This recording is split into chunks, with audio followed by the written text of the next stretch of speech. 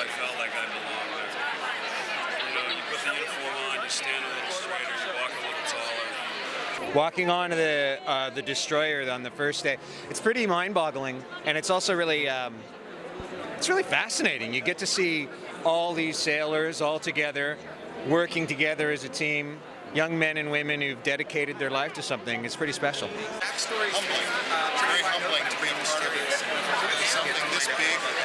The Navy is an amazing organization. It takes young people and molds them into men and women of stature and skill, and all while they're running this show stands out because of weapon of war.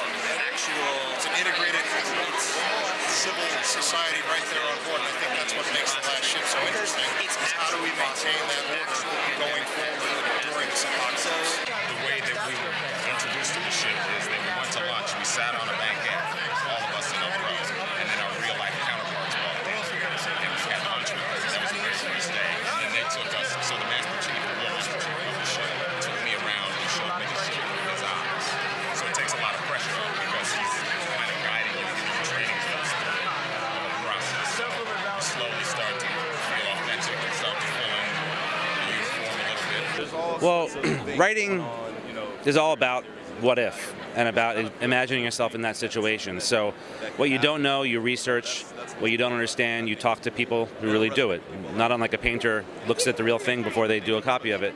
So I would say that as a writer, this material really excited me, and I approached it as a fan and as someone who would want to see this kind of TV show. I was already very well versed in the vaccine world. I had been studying vaccinations for many years due to the experience that I had. So I was very in tune with autoimmune diseases and neurotoxins and basically external forces that are breaking us down on a very cellular level as a species.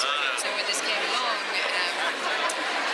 out of left field as these things come along, it didn't feel entirely like a coincidence, and I felt fairly well armed that I was there on the world, and I was very happy to move into it and embrace the undertaking. We consulted on the science side with some of the top virologists and biologists around the country and around the world, trying to make sure that what we were making up was actually possible. And oddly enough and scarily enough, it was quite possible. So the scientists help us get the facts right, the science right, so that the show had a real sense of reality.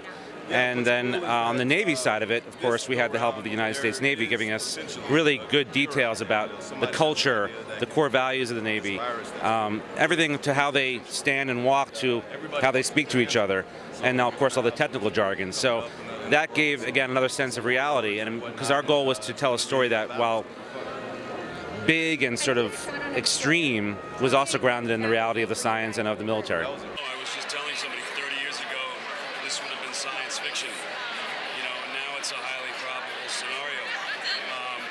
Is that scary? Or? It's very scary. I mean, open the newspaper, you know, with MERS popping up everywhere.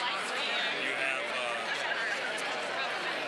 global warming and climate change, which could theoretically, it is melting the permafrost, and theoretically a primordial microbe could get released and picked up by a bird and passed on to a human. And, I don't know that it's not that far off. I won't go as dark as you just went, although it is definitely a possibility. And I guess in some of those shows you see that a pandemic is actually possible, and we could get down to being a bunch of survivalists trying to maintain some type of society, and it's fun to imagine it, and you get a little dark doing it, but we're lucky that we just imagine it. It's quite frightening.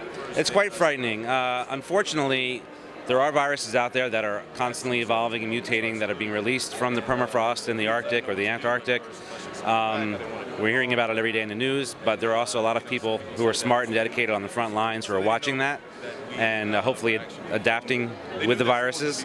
And also, we should feel very good that we have a very strong Navy and military in general who will stand by us when we need them.